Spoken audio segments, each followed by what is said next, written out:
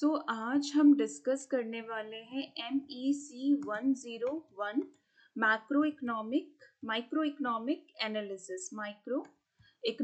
Analysis. ये आपकी जो इग्नू बुक है उसका ब्लॉक फर्स्ट हम डिस्कस करने वाले हैं। ब्लॉक फर्स्ट हम डिस्कस करेंगे। जो ब्लॉक फर्स्ट है वो है कंज्यूमर बिहेवियर। ब्लॉक फर्स्ट में 3 यूनिट्स हैं।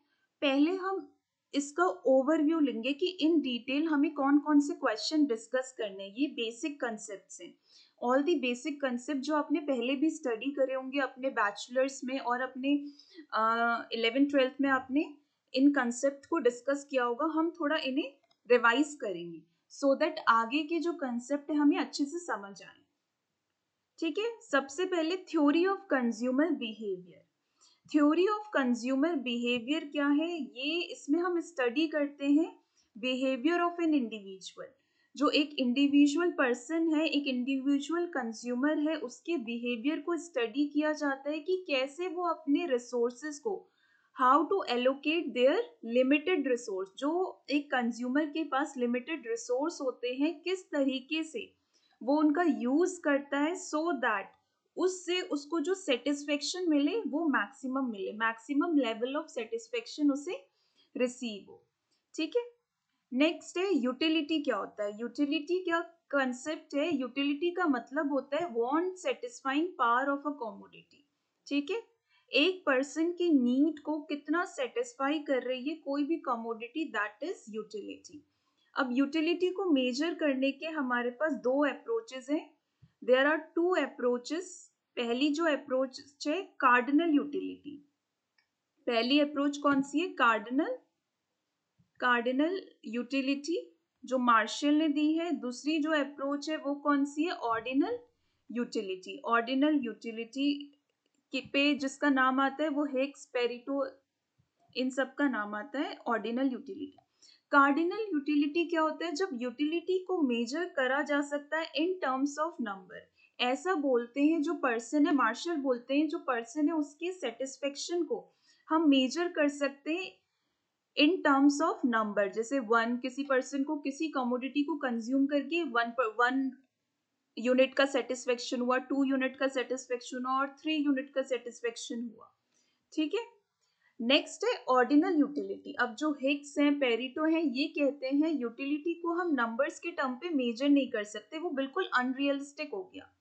ठीक है, तो यूटिलिटी को यहाँ पे मेजर कैसे किया जाता है? Not measure in terms of number. यहाँ पर हम यूटिलिटी को मेजर करते हैं in terms of preference of a person and ranking के बेस पे। ठीक है, X commodity is better than Y commodity, तो हम रैंकिंग के बेस पे या पर्सन के प्रेफरेंस के बेस पे हम मेजर करते हैं यूटिलिटी। ये 2 तरीके होते हैं यूटिलिटी को मेजर करने के लिए।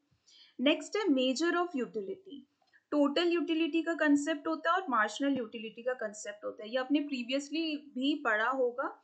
टोटल यूटिलिटी जो टोटल सेटिस्फेक्शन हमें रिसीव हुआ है किसी भी कमोडिटी को कंज्यूम करके, उसके डिफरेंट यूनिट्स को कंज्यूम करके।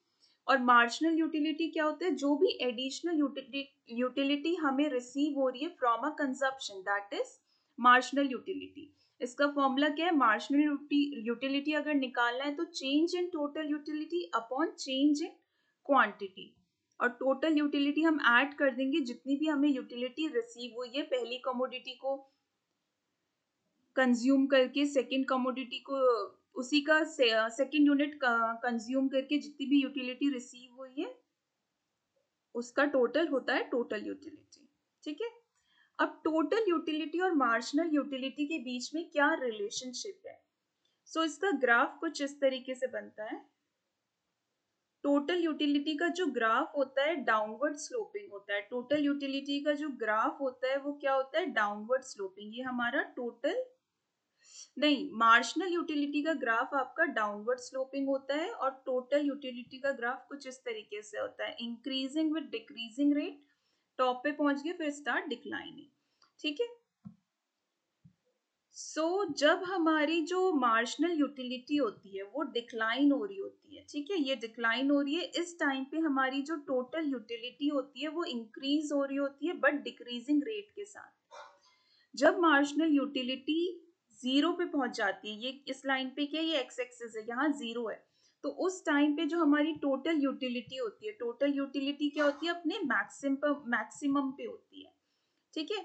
और जब मार्जिनल यूटिलिटी स्टार्ट्स डिक्लाइनिंग, जब एमयू हमारा डिक्लाइन होने लगता है या नेगेटिव हो जाता है, उस टाइम पे टोटल यूटिलिटी भी क्या हो जाती है, डिक्लाइन होती है, नॉट नेगेटिव, जस्ट डिक्लाइनिंग, ठीक है।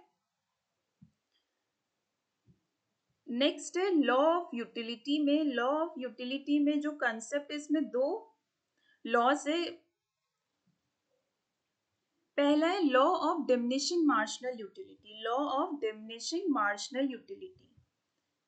So law of diminishing marginal utility का कंसेप्ट है, ये क्या बोलता है, ये बोलता है जब more and more, it states that as more and more standard units of a commodity are continuously consumed, जो marginal utility obtain होगी from each successive unit goes on diminishing।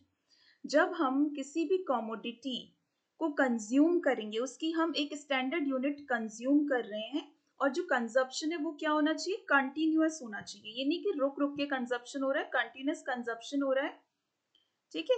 जैसे आप रोटी खा रहे हो, उसका आप एक कोर ले रहे हैं, ठीक है, एक कोर ले रहे हैं, more and more standard units आप ले रहे हैं उस रोटी की, और जो कंज्यूम कर रहे हैं वो कंटिन्यूस कर रहे हैं। उससे क्या होगा, जो मार्जिनल यूटिलिटी होगी, जो आपको यूटिलिटी, आपको सेटिस्फेक्शन मिलेगा, हर सक्सेसिव यूनिट के बाद डिमिनिश होता रहेगा। जब हमें बहुत ज्यादा भूख लगी होती है, उस टाइम पे जब हम खाना खाते हैं, वो हमें सेटिस्फेक्शन देता है। स्टार्टिंग जब हम स्टार्ट करते हैं खाना खाना, तो हमारा सेटिस्फेक्शन ज्यादा होता है, जैसे जैसे हमारा पेट भरता जाता है, सेटिस्फेक्शन क्या है, कम होता जाता है। सो यही बेसिकली ये कंसेप्ट कहता है, ये एक साइकोलॉजिकल कंसेप्ट है, ठीक है। इसके और नाम है fundamental law of satisfaction, fundamental law of satisfaction, दो बार लिख दिया, फंडामेंटल साइकोलॉजिकल लॉ, या गॉसिन का फर्स्ट लॉ भी कहते हैं इसे, 1854 में आया था ये। इसके कुछ एजम्पशन है, इसके एजम्पशन है जो डिमिनिशिंग मार्जिनल यूटिलिटी है, इसके एजम्पशन है कंज्यूमर क्या है, रैशनल है। रैशनल मतलब समझदार है, उसे पता है उसको किस कमोडिटी से सेटिस्फेक्शन होगा, कितनी यूनिट से उसका सेटिस्फेक्शन बढ़ेगा, ये सब उसे अवेयर है। ये बोलते हैं यूटिलिटी मेजर करी जा रही है नंबर्स के टर्म पे, हम यूटिलिटी को मेजर कर पा रहे हैं किसके, नंबर्स के टर्म पे। Utility measure in terms of number. Standard units consume हो रही है, स्टैंडर्ड यूनिट कंज्यूम हो रही है, और आइडेंटिकल यूनिट्स कंज्यूम की जा रही है ऑफ अ कमोडिटी। और जो मार्जिनल यूटिलिटी होती है मनी की जो यूटिलिटी है वो कांस्टेंट है, कंजप्शन कंटिन्यूअस है, प्राइस कांस्टेंट है, और इनकम चेंज नहीं हो रही, ठीक है।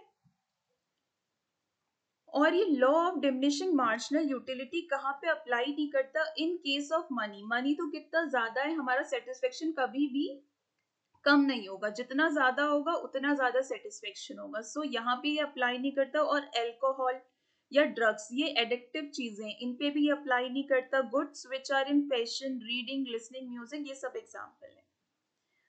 नेक्स्ट है गॉसिन का सेकेंड लॉ। गॉसिन का फर्स्ट लॉ क्या था, डिमिनिशिंग मार्जिनल यूटिलिटी। गॉसिन का सेकेंड लॉ है law of equi marginal utility. Law of equi marginal utility, इसकी इक्वेशन होती है marginal utility of X upon P X equals to marginal utility of Y upon P Y, that is equal to marginal utility of money. अब law of equi marginal utility क्या कहता है, consumer will distribute, consumer अपनी income को, अपने जो भी money है उसको इस तरीके से यूज करेगा, कंज्यूमर अपने मनी को इस तरीके से यूज करेगा, इस तरीके से डिस्ट्रीब्यूट करेगा बिटवीन गुड्स इन सच अ वे कि जो यूटिलिटी ड्राइव होगी from the last rupee spend on each good is equal, ठीक है। पर यूनिट ऑफ कमोडिटी से जो यूटिलिटी मिल रही है दोनों ही कमोडिटी में वो इक्वल होगी। इसके एजम्पशन क्या है, इनकम फिक्स्ड है, प्राइस कांस्टेंट है, law of diminishing marginal utility operate हो रहा है, और substitute goods are available in the market. Substitute goods क्या होते हैं, जैसे टी एंड कॉफी क्या है, एक दूसरे के सब्स्टिट्यूट है। अगर किसी दिन हमें चाय नहीं मिल रही तो हम कॉफी ले लेंगे। सो एक तरीके से ये सब्स्टिट्यूट होते हैं जो एक दूसरे की जगह पे यूज किए जा सके, ठीक है। ये था, अभी हमने डिस्कस किया यूटिलिटी का कंसेप्ट। नाउ हम डिस्कस करेंगे उससे पहले कुछ इम्पोर्टेंट जो law of diminishing marginal utility है कि हमारी यूटिलिटी डिक्रीज होती रहती है विद एन एडिशनल कंजप्शन, ये कहाँ कहाँ इम्पोर्टेंट है। जो हम लॉ ऑफ डिमांड पढ़ेंगे उस पे भी ये इम्पोर्टेंट है, कंज्यूमर सरप्लस पे इम्पोर्टेंट है, मॉडर्न टैक्स सिस्टम पे और इक्वी मार्जिनल यूटिलिटी पे है।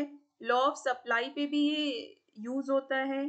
Diamond water paradox, exchange value usage, ठीक है। नाउ आईसी के बारे में हम डिस्कस करते हैं। आईसी क्या है? Indifference curve. IC is a indifference curve. IC का जो कंसेप्ट है जे आर हिक्स ने दिया था और एलन ने दिया था, किसमें? इनका reconsideration of theory of value के अंदर ने ये कंसेप्ट दिया था आईसी का कर्व, ठीक है। अब जो ये आईसी होता है ये क्या शो करता है? ये जो आईसी कर्व है ये क्या है? कॉन्वेक्स है टू दी ओरिजिन। जो वाई एक्सिस है, जो वाई एक्सिस है हमें क्या शो कर रही है? गुड एक्स शो कर रही है। और एक्स एक्सिस क्या? गुड वाई शो कर रही है। और ये गुड एक्स ये क्या है? ये क्या है? डाउनवर्ड स्लोपिंग है और कॉन्वेक्स है टू दी ओरिजिन। आईसी में जितने भी पॉइंट्स होते हैं, आईसी के अंदर जितने भी पॉइंट्स होते हैं वो कॉम्बिनेशन शो करते हैं टू गुड्स का। कॉम्बिनेशन ऑफ टू गुड जो इक्वल लेवल ऑफ सेटिस्फेक्शन एक कंज्यूमर को दे रहे हैं, ठीक है। जैसे for example 10 units of good Y and 4 units of good X giving equal satisfaction to the consumer. ऐसे ही अगर हम नेक्स्ट कॉम्बिनेशन देखें, 5 unit of good Y and 7 unit of good X equal satisfaction देगा जितना ये कॉम्बिनेशन दे रहा था, ठीक है। एक छोटा सा कंसेप्ट, मोनोटोनिक प्रेफरेंस क्या होता है? More of good offer higher level of satisfaction. जितना ज्यादा हम गुड जितना ज्यादा हम कंज्यूम करेंगे उतना ज्यादा सेटिस्फेक्शन होगा, ये मोनोटोनिक प्रेफरेंस बोलता है। आईसी कर्व हमने डिस्कस किया। आईसी का स्लोप क्या होता है? Marginal rate of substitution. जो स्लोप ऑफ आईसी होता है, स्लोप ऑफ आईसी क्या है? Marginal rate of substitution. Marginal rate of substitution equal होता है change in X due to change in Y. कितना हम वाई कमोडिटी को सेक्रीफाइस करने के लिए सेक्रीफाइस कर रहे to consume one more unit of X commodity, that is a marginal rate of substitution, ठीक है। IC is a set of point जो सेम लेवल ऑफ सेटिस्फेक्शन देते हैं but offer different combination of two goods, so leave consumer with more options. IC ये downward sloping होता है, convex to the origin होता है। दो आईसी कभी भी आपस में इंटरसेक्ट नहीं करते। IC does not touch the axis, axis को कभी टच नहीं करेगा। सो एमआरएस क्या? मार्जिनल रेट ऑफ सब्स्टिट्यूशन होता है number of unit sacrifice for good X upon number of unit gain for good Y.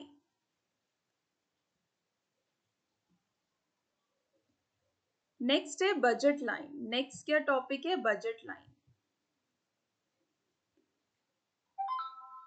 Budget line या price line भी कहते हैं, बजट लाइन और प्राइस लाइन, ठीक है। बजट लाइन क्या होती है?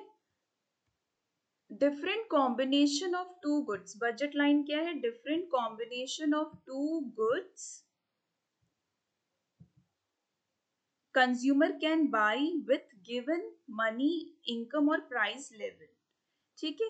अपनी इनकम से जो कॉम्बिनेशन दो गुड्स के कंज्यूमर कंज्यूम कर सकता है, that is budget line show करती है, प्राइस लाइन शो करती है। बजट लाइन कैसी होती है? ये रही budget line, this is budget line, ठीक है। और इसके अंदर जितने भी पॉइंट्स है ये बजट सेट शो कर रहे हैं। बजट लाइन की इक्वेशन होती है price of X into quantity of X plus price of Y into quantity of Y equals to money, ठीक है। ये इसकी इक्वेशन है, या जितना भी होगा लेस देन मनी, ठीक है। So price of x and unit of x plus price of y and unit of y equals to money income. अब स्लोप ऑफ बजट लाइन, इस लाइन का स्लोप क्या होता है? ये लाइन क्या शो कर रही होती है? ये लाइन शो कर रही होती है price of X upon price of Y. इसे हम प्राइस रेशियो भी कहते हैं और इसके स्लोप का नाम होता है मार्जिनल रेट ऑफ एक्सचेंज. इसके स्लोप का नाम क्या होता है? Marginal rate of exchange. ये जो बेसिक कंसेप्ट है, आगे जो भी हम क्वेश्चन करेंगे उन सब में ये चीजें काम आएंगी. ये स्लोप ऑफ बजट लाइन काम आएगा, स्लोप ऑफ आईएस कर्व काम आएगा. तो ये रिवाइज करना, ये डिस्कस करना बहुत इंपॉर्टेंट है. ठीक है. अब बजट लाइन कब शिफ्ट होती है? जब पर्सन की इनकम बढ़ जाएगी तो उसकी बजट लाइन भी शिफ्ट हो जाएगी. अगर गुड एक्स की प्राइस कम हो जाएगी तब भी बजट लाइन शिफ्ट करेगी. ठीक है. प्राइस कम होती है, क्या होता है? एक कंसेप्ट है, जब भी प्राइस कम होती है, जब भी किसी भी कमोडिटी की प्राइस कम होती है, प्राइस क्या हो रही है? डिक्रीज हो रही है. तो जो रियल इनकम होती है, रियल इनकम, वो पर्सन की क्या हो जाती है? इंक्रीज हो जाती है. मतलब प्राइस किसी की कम हो गई, अगर पहली कोई चीज 10 रुपए में आ रही थी, अब उसकी प्राइस कम हो गई, 5 हो गई, तो अब उसकी 2 चीजें आ जाएंगी. तो जो रियल इनकम है पर्सन की, वो इंक्रीज हो जाती है. ठीक है. ये तो हो गया बजट लाइन का कंसेप्ट. अब आईसी जो हमने इंडिफरेंस कर्व पढ़ा था, उसके एनालिसिस में क्या है? कंज्यूमर रैशनल है, कंज्यूमर समझदार है, उसे पता है कैसे अपने डिसीजंस लेने. Utility can not be measure in numbers. Numbers के टर्म पे हम यहाँ पे यूटिलिटी को मेजर नहीं कर रहे. प्राइस फिक्स्ड है, कंज्यूमर नॉट फुली सेटिस्फाइड नहीं है. Preference of consumer is transitive. Transitive मतलब है अगर वो ए कमोडिटी प्रेफर कर रहा है over B and B over C, then वो प्रेफर करेगा A commodity over C also. That is transitive. ठीक है. अब है कंज्यूमर सरप्लस. नेक्स्ट जो कंसेप्ट है हमें डिस्कस करना है, that is consumer equilibrium. Consumer equilibrium, उसके बाद हम कंज्यूमर सरप्लस डिस्कस करेंगे. कंज्यूमर इक्विबीरियम का कंसेप्ट भी मार्शेलियन इक्विबीरियम भी कहते हैं. मार्शल ने दिया है, मार्शल ने दिया है. सो मैक्सिमम कंज्यूमर इक्विबीरियम वो पॉइंट होता है जहां पर जो कंज्यूमर को सेटिस्फेक्शन हो रहा है वो मैक्सिमम है. ठीक है. वो कहाँ पे होगा? जिस प्राइस में वो पे करना चाह रहा था उसी प्राइस में चीजें उसे मिल गई. अगर मैं चाहती कि इस पेन को खरीदने के लिए मैं 5 रुपए दूं और 5 रुपए में ही मुझे वो पेन मिल गया, तो ये क्या होगा? कंज्यूमर का इक्विबीरियम होगा, हाईएस्ट सेटिस्फेक्शन होगा, मैक्सिमम सेटिस्फेक्शन जो वो रिसीव करेगा. अब इसमें 2 चीजें होती है, एक तो सिंगल कमोडिटी केस होता है और दूसरा केस कौन सा होता है? Two commodity case. ठीक है. पहले सिंगल कमोडिटी केस को समझते हैं. इसमें क्या होता है कि इसका डायग्राम समझते हैं. ये एक्स एक्सिस है, ये जो क्या शो कर रही है? कंजप्शन. ये वाई एक्सिस है, ये प्राइस शो कर रही है और मार्जिनल यूटिलिटी शो कर रही है. हमने प्रीवियसली डिस्कस किया जो मार्जिनल यूटिलिटी का कर्व है वो क्या होता है? डाउनवर्ड स्लोपिंग होता है. ठीक है. और ये प्राइस लाइन शो कर रही है. सो यहाँ पर ये इंटरसेक्ट कर रहे हैं. ये ई पॉइंट क्या है? पॉइंट ऑफ इक्विबीरियम है. ये जो प्राइस है और जो मार्जिनल यूटिलिटी से रिसीव हो रही है, इस पॉइंट पे बिल्कुल बराबर है. तो ये पॉइंट ऑफ इक्विबीरियम होता है सिंगल कमोडिटी केस में. M U X upon P X equals to M U M. Marginal utility of money बिल्कुल बराबर है मार्जिनल यूटिलिटी जो रिसीव हो रही है एक्स कमोडिटी से और जितना प्राइस वो उसको में पे कर रहा है. ठीक है. नेक्स्ट है टू कमोडिटी केस. भी सेम तरीके से ही है, बस इसका डायग्राम अलग बनाएंगे. 2 ग्राफ को जोड़कर हमने डायग्राम बनाया है.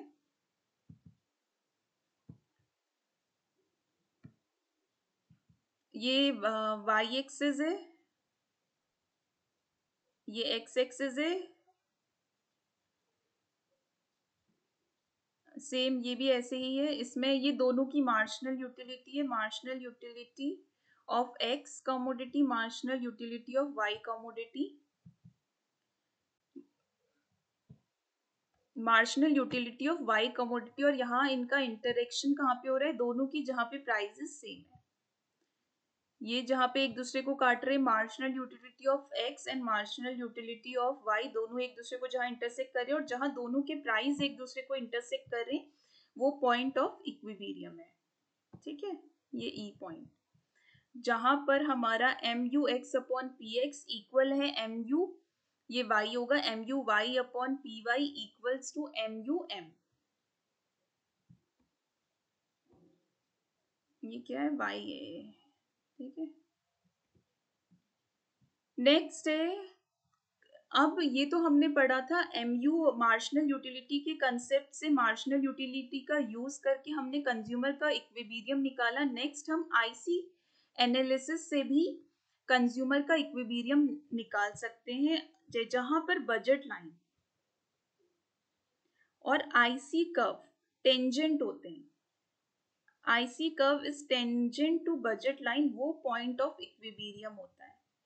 ठीक है, बजट लाइन क्या है, बजट लाइन शो कर रहा है कि जितनी इनकम कंज्यूमर की है उस इनकम से वो कितनी कमोडिटी को खरीद सकता है। ये गुड वाई है, गुड एक्स लाइन शो कर रहा है कितनी कॉम्बिनेशन ऑफ कमोडिटी वो खरीद सकता है, और आईसी कर्व शो कर रहा है कितना वो विलिंग है खरीदने के लिए ऐसे कॉम्बिनेशन जो उसको सेटिस्फेक्शन दे रहे हैं। जहां पर ये मैच ऑन करेंगे वो इक्विलिब्रियम पॉइंट होगा। जो स्लोप है आईसी का वो इक्वल है स्लोप ऑफ बजट लाइन, मतलब marginal rate of substitution is equal to marginal rate of exchange, that is point of consumer equilibrium. अब इसके एजम्पशन क्या है, समहाउ सेम है जो हमने प्रीवियसली डिस्कस करे, रैशनल कंज्यूमर है, marginal rate of must be diminishing, marginal rate of substitution must be decreasing, diminishing, income fixed है, price fixed है, यूनिट ऑफ गुड होमोजीनियस है, टेस्ट एंड प्रेफरेंस में कोई चेंज नहीं आ रहा।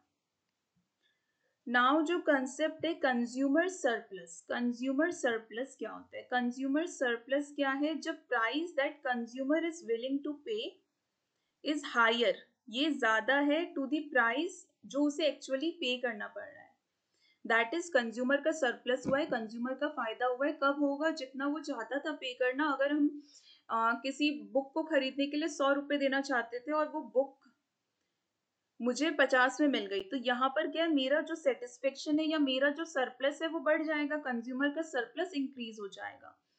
अब इसको ग्राफ में कैसे डिपिक्ट करते हैं, ये आपकी जो वाई एक्सिस है, this is your Y axis,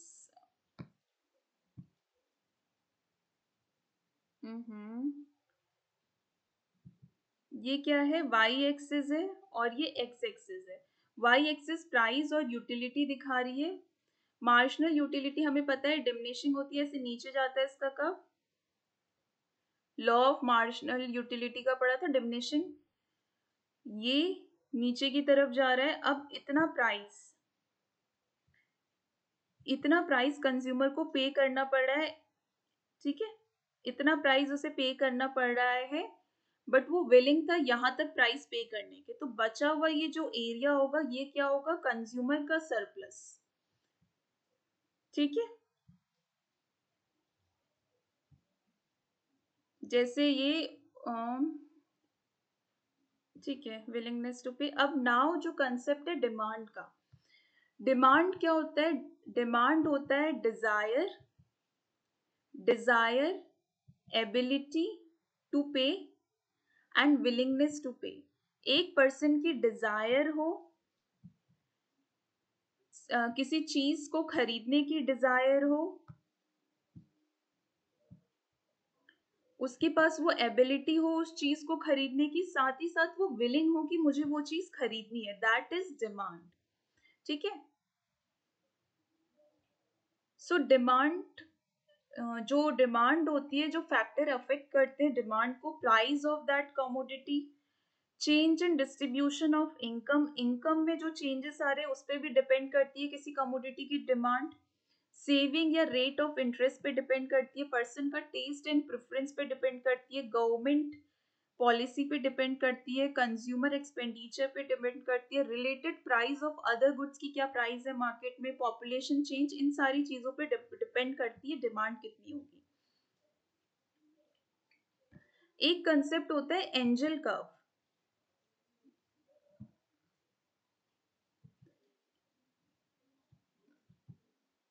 angel curve क्या है? एंजल कर्व है, ये क्या शो करता है? ये शो करता है कितना चेंज आ रहा है कंजप्शन में due to change in income. Income में चेंज आने की वजह से कितना चेंज आ रहा है हमारे कंजप्शन में, that is Engel curve. Engel curve क्या शो करता है? कितना चेंज आ रहा है इनकम कंजप्शन में due to change in income, change in consumption of particular commodity due to change in income. जो कर्व होता है एंजल कर्व, नॉर्मल गुड्स के लिए क्या होता है? पॉजिटिव होता है, और इंफीरियर गुड्स के लिए नेगेटिव होता है। ठीक है, positive in the sense normal goods कैसे होंगे? जो नॉर्मल कमोडिटी हम कंज्यूम कर रहे हैं, कुछ भी चीज हम कंज्यूम कर रहे हैं नॉर्मली, ड्रेस ले रहे हो, कपड़े ले रहे हो, खाना, ये सारी चीजें नॉर्मल गुड्स के अंदर आ गई। इंफीरियर गुड्स वो होते हैं जो लो क्वालिटी के गुड्स होते हैं। जब पर्सन की प्राइस, जब पर्सन की इनकम बढ़ती है तो इनका कंजप्शन भी क्या होगा? बढ़ेगा। तो एक क्या है? पॉजिटिव रिलेशनशिप है। जब पर्सन की इनकम इंक्रीज होती है, इनकम इंक्रीज होती है तो जो नॉर्मल गुड्स है इनका कंजप्शन क्या होगा? वो भी इंक्रीज होगा। ठीक है, तो इसलिए इसमें पॉजिटिव रिलेशन है। इंफीरियर गुड्स में क्या होता है? जब पर्सन की इनकम इंक्रीज कर रही है तो जो इनकी जो डिमांड जो होगी वो क्या करेगी? डिक्रीज करेगी, नेगेटिव रिलेशन होगा। अब लो क्वालिटी गुड्स क्यों खरीदेंगे? जब अच्छी इनकम हमें मिल रही तो हम लो क्वालिटी गुड्स नहीं खरीदेंगे। सो एंजल कर्व इस तरीके से बनता है।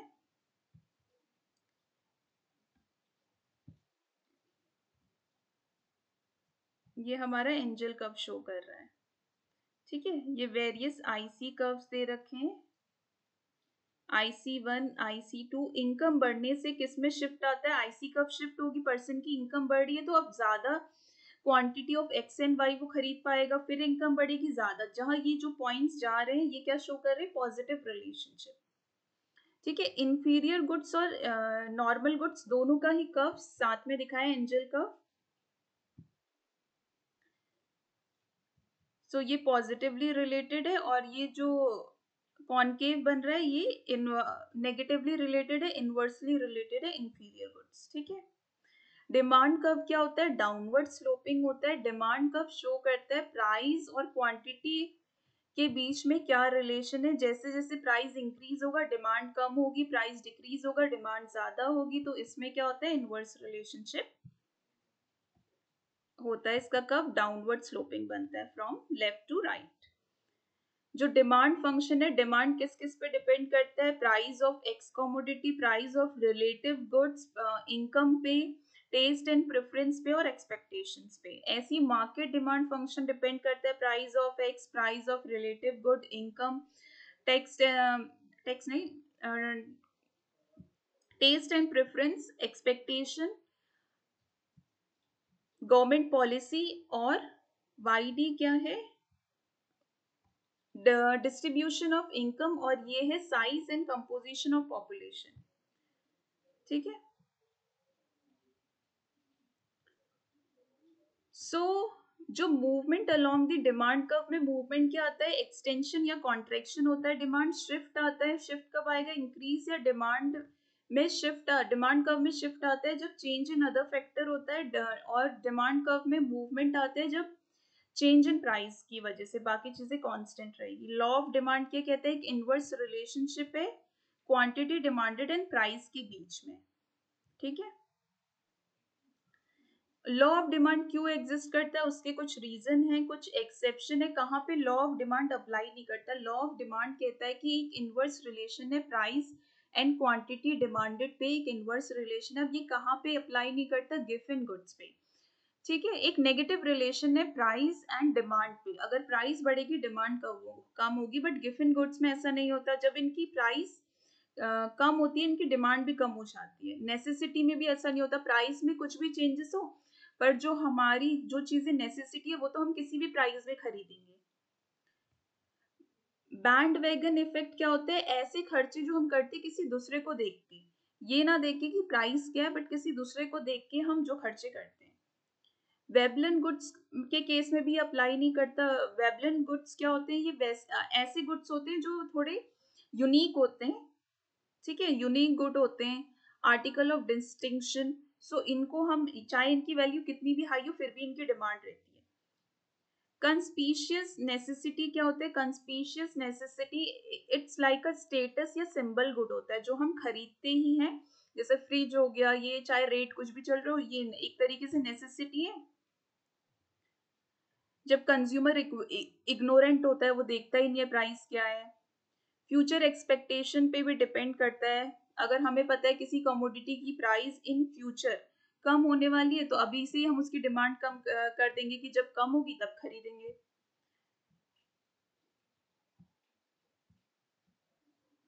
नेक्स्ट है elasticity of demand. Elasticity of demand क्या शो करता है, इलासिटी ऑफ डिमांड तीन तरह की होती है, प्राइस इलासिटी, इनकम इलासिटी और क्रॉस इलासिटी।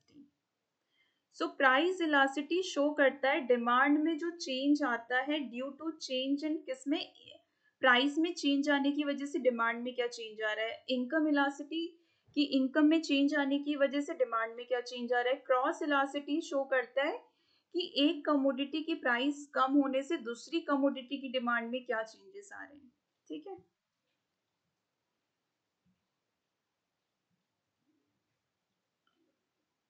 सबसे पहले प्राइस इलासिटी को डिस्कस करते हैं। प्राइस इलासिटी होता है change in Q upon change in P into PQ या percentage change in quantity due to percentage change in price. Price में चेंज आने की वजह से किसी कमोडिटी की प्राइस 10 से 20 हो गई, उसकी वजह से उसकी क्वांटिटी में क्या चेंज आएगा। अब हम पहले डिमांड कर रहे थे 10, अब उसका बस 5 यूनिट डिमांड करेंगे।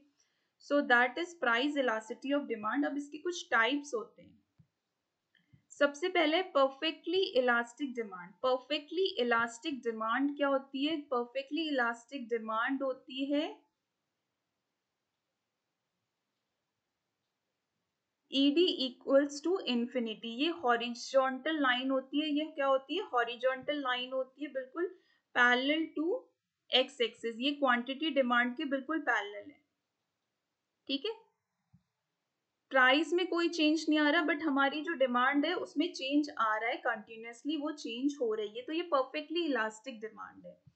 Perfectly inelastic demand equals to zero होती है। ये वर्टिकल लाइन होती है जो शो करती है कि बिल्कुल कोई डिमांड में चेंज ही नहीं आ रहा, डिमांड बिल्कुल कांस्टेंट, यहाँ थी डिमांड, यहीं पे डिमांड रह रही है और प्राइस इतनी चेंज हो रही है, उसके रिलेशन कुछ भी चेंज नहीं आ रहा डिमांड में। तो ये क्या होती है, परफेक्टली इनइलास्टिक डिमांड होती है। यहाँ वर्टिकल लाइन बन रही है parallel to Y axis. Elastic demand, elastic demand, elastic demand वो डिमांड होती है जो फ्लैटर, इसका जो कर्व होता है थोड़ा फ्लैटर बनता है, ठीक है, थोड़ा लेटा हुआ सा फ्लैटर कर्व बनता है। ये शो करता है कि थोड़ा सा भी प्राइस में चेंज आने की वजह से डिमांड में काफी ज्यादा चेंज आ रहा है, तो ये इलास्टिक डिमांड होती है। इन इलास्टिक डिमांड होती है, इसका जो कर्व होता है स्टीपर होता है, ठीक है, स्टीपर कर्व होता है, स्लैंटिंग सा, थोड़ा टेढ़ा सा, बिल्कुल स्टीपर कर्व होता है। ये शो करता है कि प्राइस में बहुत ज्यादा चेंजेस आ रहे हैं, पर इस उसके कंपैरिजन में हमारे डिमांड में उतने चेंजेस नहीं आ रहे। यूनिटरी इलास्टिक क्या होता है, इसका जो कर्व बनता है वो रेक्टेंगुलर हाइपरबोला बनता है और ये शो करता है हमारी जो इलास्टिसिटी है इक्वल्स टू 1 है। इक्वल चेंजेस आ रहे हैं, प्राइस में थोड़ा चेंज आ रहा है तो उसी के अकॉर्डिंग डिमांड में चेंज आ रहा है। नेक्स्ट है measure of price elasticity. Price elasticity का हमने एक तो मेजर पहले पढ़ लिया कि चेंज इन प्राइस की वजह से कितना परसेंटेज चेंज इन डिमांड आ रहा है, एक फॉर्मूला ये होता है। बाकी इसका टोटल एक्सपेंडिचर मेथड होता है, पॉइंट और या जियोमेट्रिक मेथड होता है, आर्क इलास्टिक मेथड भी होता है। एक्सपेंडिचर मेथड क्या कहता है, जब प्राइस की इलास्टिसिटी इक्वल्स टू 1 है, ये कब होगा, जब चेंज इन प्राइस की वजह से हमारे एक्सपेंडिचर में कोई चेंज नहीं आ रहा। मोर देन इलास्टिक कब होगा, जब प्राइस के इंक्रीज होने से एक्सपेंडिचर डिक्रीज हो रहा है, प्राइस के इंक्रीज होने से एक्सपेंडिचर भी इंक्रीज हो रहा है, तो ये लेस देन इलास्टिक है, ठीक है।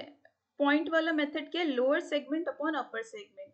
जैसे अगर मुझे यहाँ पे इलास्टिसिटी कितनी है निकालनी है तो सी डी अपॉन ए सी रखेंगे। नेक्स्ट है इनकम इलासिटी। इनकम इलासिटी क्या होती है? इनकम इलासिटी बताती है कितना डिमांड में चेंज आ रहा है due to change in your income. Income के कम ज्यादा होने से हमारी डिमांड में क्या चेंज आ रहा है। इसके 3 तरह के टाइप होते हैं, नेगेटिव, 0 एंड 1। ठीक है, इसमें जो डिग्री होती है 3 तरह की होती है। नेगेटिव कम होगा जब प्राइस इंक्रीज होने से डिमांड कम हो रही है, किसमें होता है? इंफीरियर गुड्स में होता है। 0 इनकम इलास्टिसिटी क्या होगा? चेंज इन इनकम, कोई भी चेंज नहीं आ रहा इनकम में, इनकम में चेंज आने की वजह से इसकी डिमांड में कोई भी चेंज नहीं आ रहा, जैसे जो नेसेसिटी की चीजें हो गई। यूनिटरी, अगर इनकम चेंज हो रही है डिमांड भी चेंज हो रही है सेम प्रोपोर्शन में, that is unit income elasticity. अब क्रॉस इलास्टिसिटी क्या होता है? क्रॉस इलास्टिसिटी होता है हम जो सप्लीमेंट्री गुड्स पढ़ते हैं। सप्लीमेंट्री गुड्स क्या होते हैं? कॉम्प्लीमेंट्री जो एक दूसरे को कॉम्प्लीमेंट करे, सप्लीमेंट्री जो एक दूसरे के जगह पे यूज किए जा सकते हैं, जैसे टी, जैसे अपना होता है टी एंड कॉफी का एग्जांपल ले लेते हैं। अगर टी की प्राइस बढ़ जाती है, अगर टी की प्राइस क्या होती है, इंक्रीज कर जाती है, तो लोग किसकी तरफ शिफ्ट कर जाएंगे? कॉफी की तरफ, मतलब कॉफी की डिमांड बढ़ जाएगी। इसी तरीके से चेंज इन प्राइस की वजह से change in demand of X commodity, ठीक है, वाई कमोडिटी की प्राइस चेंज हुई, टी की प्राइस चेंज हुई, उसका फर्क किस पे पड़ा? कॉफी की डिमांड पे पड़ा। That is cross elasticity. इसका फॉर्मूला होता है change in Q X upon change in P Y into P Y upon Q X, मतलब price of Y upon quantity of X, change in quantity of X upon change in price of X. So ये हमने अभी discuss करा, एक तरीके से introduction था। Consumer behaviour जो ब्लॉक फर्स्ट है उसका ये इंट्रोडक्शन था। आगे हम डिस्कस करेंगे जो क्वेश्चन इंपॉर्टेंट है आपके पेपर पॉइंट ऑफ व्यू से, और किस तरीके के क्वेश्चन आते हैं और इन डिटेल कैसे कंसेप्ट किए जाते हैं, कैसे मैथमेटिकली सॉल्व होते हैं, उसको हम डिस्कस करेंगे।